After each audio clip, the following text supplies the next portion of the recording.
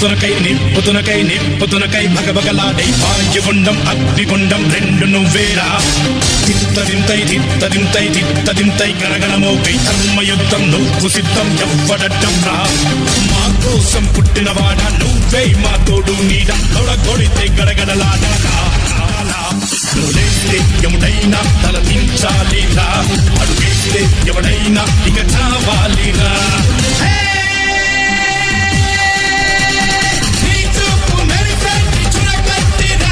రాష్ట్ర మాజీ ముఖ్యమంత్రి వర్యులు జగన్మోహన్ రెడ్డి గారి ఆదేశాల మేరకు వారికి నుంచి వరకు టీఎస్సీలో జరిగినటువంటి మీద ఆహార దీక్షలు పిలుపు ఇవ్వడం జరిగింది. 1వ తారీఖున దీక్షకు వెంకరెడ్డి గారి పార్కు ముందు వేసుకుంటే నుంచి ఆర్డర్స్ వచ్చాయని చెప్పి వాళ్ళు తీసేయడం జరిగింది.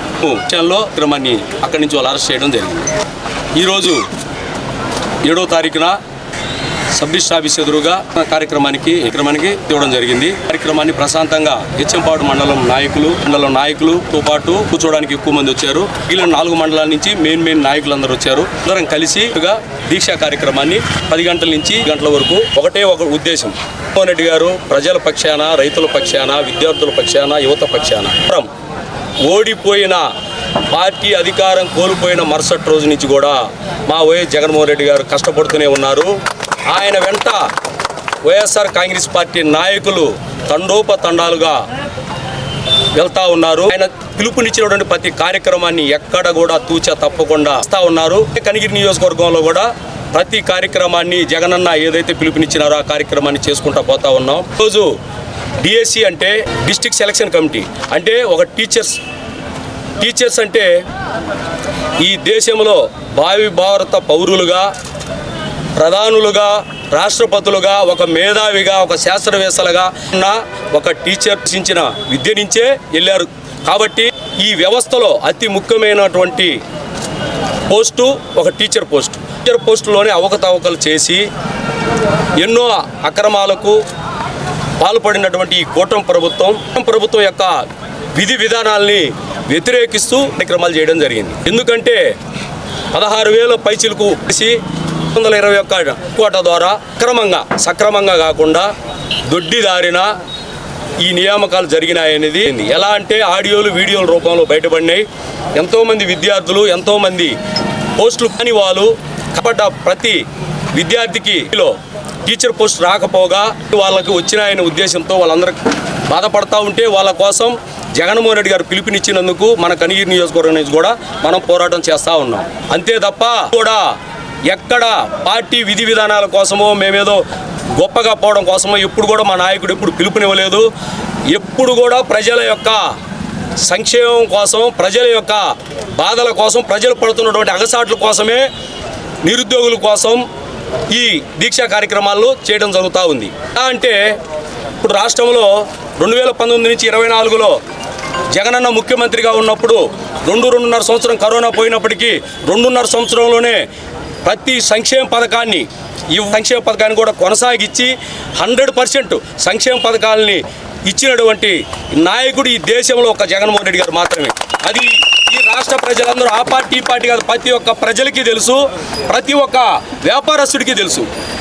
అలా జగన్మోహన్ రెడ్డి గారు పరిపాలన కొనసాగిస్తే 100కి 150 అబద్ధాలు చెప్పి 1కి 3 కూటమిగా తరయి అబద్ధాలు ఒక్కరన్నా 1-2 తక్కువ చెప్తారంటే పెద్దోళ్ళు అన్నట్టు ఆవేడు మేస్తే దూడేడు మేస్తే అన్నట్టు 1కి వాళ్ళ నాన్న 100 చేతి ఇతను 200 చెప్తున్నాడు.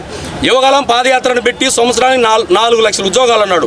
అంటే ఇప్పుడు 3 సంవత్సరాలు 3 నెలలు 12 లక్షలు కానీ 30,000 కూడా ఉద్యోగాలు ఇవ్వాల. అంటే యువతను మోసం చేస్తూ ఉన్నాడు. ఎంతమందిని మోసం చేస్తావు? ఇలా యువతను ప్రతిసారి మోసం చేయటం, గద్దెనెక్కించుకోవటం, దాలాడటం. నిన్న భోగాపురం ఎయిర్పోర్టు జగనన్న 86% కట్టిస్తే నువ్వు చేసింది 14%. ఎక్కడి నుంచి నీకు R&R ప్యాకేజీ నుంచి ల్యాండ్ నుంచి కూడా లాస్ట్కు 15,000 ఎకరాలు మీరు తీసుకుంటే ఇంతెందుకయా? మద్రాసు కానీ, కొచ్చి కానీ ఎక్కడ కూడా ఎయిర్పోర్టుకు 2,000 ఎకరాలు సరిపోయిందని ఒక ఉద్దేశంతో 2,000 ఎకరాలని తీసుకొని ప్రజల వాళ్ళ పొలాలను వాళ్ళకి ఇచ్చేసి 2,000 ఎకరాల్లోని అన్ని అనుమతులు తీసుకొచ్చి మొత్తం జగనన్న పూర్తి చేసి 86%, 14% మీరు పూర్తి చేసి 3 ఒకే మాట సీఎం డిప్యూటీ సీఎం, విద్యాశాఖ మంత్రి ముగ్గురు ఏం మాట్లాడతారు? మీరు లేని ఊరికి ఎయిర్ బస్సు తెచ్చామని ఎవరన్నారు? ఎవరల్లా? ఆ ఊర్లో ఉన్నటువంటి వాళ్ళు 2 ఎకరాల పొలం ఉంది మాకు, మా ఇంట్లో 3-4 ఉన్నాము, చదువుకోలేక అల్లాడుతున్నాము, దూరానికి వెళ్ళాలంటే బస్సు కూడా లేదన్నా మా ఊరికి అని వాళ్ళు అన్నారు తప్ప జగనన్నల్లా అన్నీ విన్నాడు. కాబట్టి మీరు ఈ రకంగా అన్ని అబద్ధాలు ఆడుతూ పోతా ఉన్నారు. అదే సభలో మీరు ఏం మాట్లాడినారు? నమో అంటే నరేంద్ర మోడీ, కేంద్రంలో నరేంద్ర మోడీ, ఆంధ్రాలో వచ్చి నా అంటే నాయుడు, మో అంటే మోడీ అంట. ఏమన్నా సంబంధం ఉందా? నమో అనే పదం ఏంది?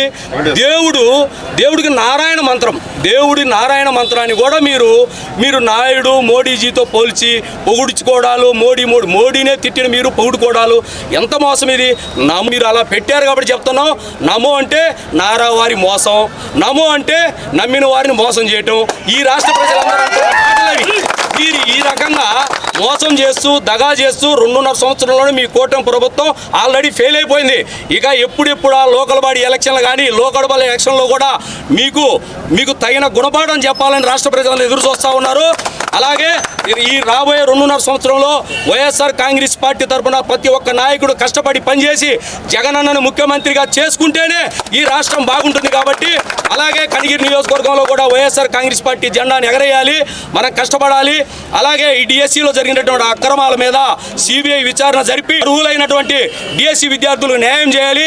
అలా జరగని పక్షంలో పారదర్శకంగా విద్యాశాఖ మంత్రి అయినటువంటి నారా లోకేష్ రాజీనామా చేయాలని కోరుకుంటూ వైఎస్ఆర్ కాంగ్రెస్ పార్టీ తరఫున డిమాండ్ చేస్తూ ఉన్నాం.